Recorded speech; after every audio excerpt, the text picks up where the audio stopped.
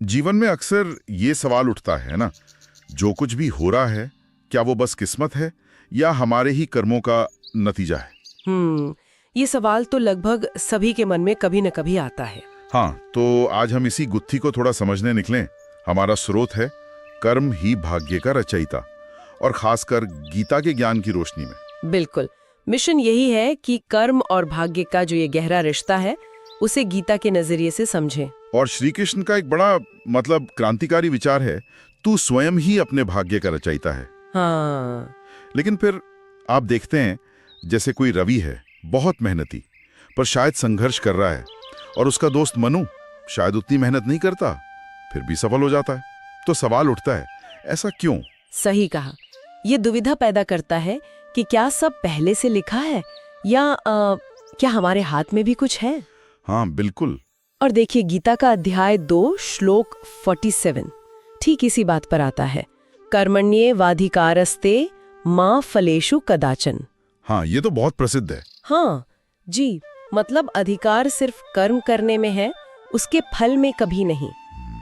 अच्छा। पर इसका सीधा मतलब ये नहीं कि फल नहीं मिलेगा, बल्कि ये कि भाग्य कोई पत्थर की लकीर नहीं है जो बस लिखी हुई है। तो वो क्या है फिर?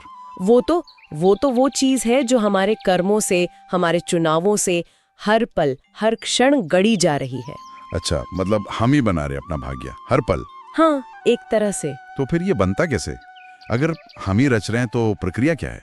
स्रोत के अनुसार श्री कृष्ण इसके 3 स्तर बताते हैं। हाँ। देखिए, 3 मुख्य बातें हैं। पहला तो है हमारे पूर्व जन्मों के जो संचित कर्म है, जिनका फल शायद अब मिल रहा हो।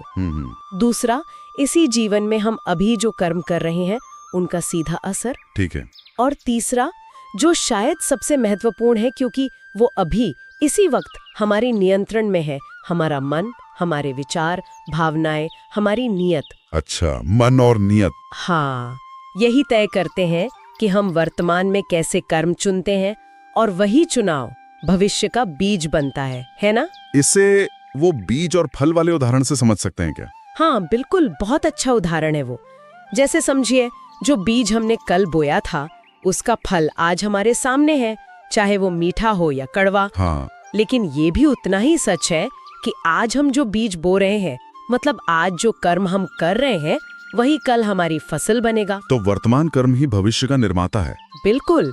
और इसी नजरिए से देखें तो रवि और मनु की कहानी, उसके कई पहलू हो सकते हैं। हो सकता है रवि के पुराने कर्मों का हिसाब अभी चल रहा हो, या शायद मनु अपने कर्म बहुत शुद्ध नियत से, सही दृष्टिकोण से कर रहा हो, तो उसके प्रयास ज्यादा असरदार हो रहे हो।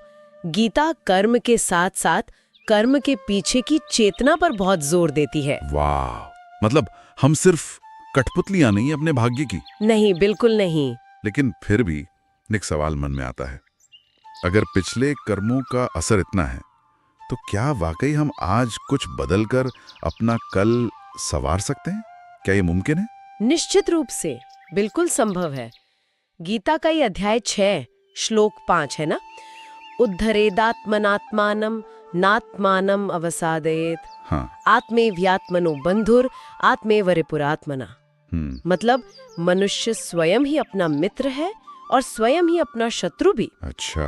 उसे अपने द्वारा अपना उद्धार करना चाहिए, अपना पतन नहीं। ये बहुत शक्तिशाली विचार है। हाँ, ये तो सच में एम्पावरिंग है। बिल्कुल। ये हमें बताता है कि हम अपनी परिस्थितियों के शिकार नहीं हैं।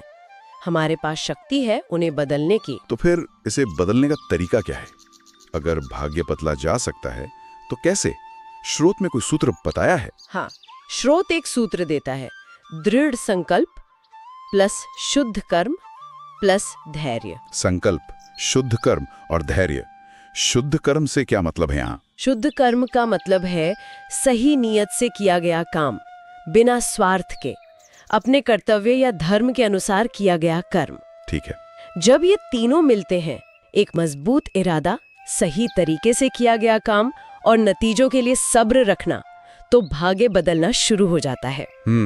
सबसे जरूरी है अपना ध्यान पूरी तरह कर्म पर लगाना, फल की चिंता या उससे बहुत ज्यादा जुड़ाव छोड़ देना, और अपने मन को, अपनी भावनाओं को निर्मल रखना, लेकिन व्यवहार में ये फल की चिंता छोड़ना, ये अनासक्ति जिसे कहते हैं, ये तो बहुत मुश्किल लगता है, खासकर जब हम किसी खास नतीजे की उम्मीद कर रहे हों। मुश्किल जरूर है, मानती हूँ, पर नामुमकिन नहीं। गीता कहती है अभ्यास और वैराग्य से ये संभव है।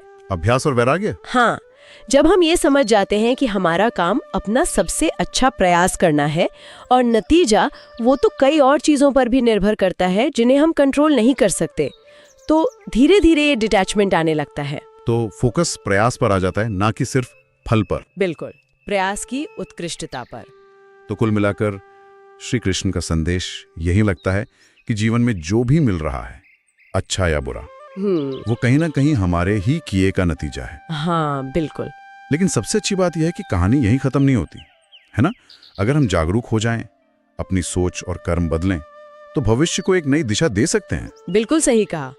निष्कर्ष यही है, जैसा स्रोत भी कहता है, कर्म बदलो, भाग्य तुम्हारे पीछे दौड़ता आएगा। वाह, कर्म बदलो, भाग्य पीछे आएगा। हाँ, ये महज एक कहावत नहीं है, ये कर्म के सिद्धांत का एक तरह से निचोड़ है। चाबी हमारे हाथ में है, हमारे आज के कर्मों में। और इसी विचार के साथ हम अपने श्रोताओं के लिए एक सवाल छोड़ जाते हैं। इस चर्चा के बाद आज ऐसा कौन सा एक छोटा सा शुद्ध कर्म किया जा सकता है, पूरी जागरूकता और सही नीयत के साथ, जो अपने मन चाहे भविष्य की दिशा में पहला सार्थक कदम साबित हो? सोचिएगा जरूर।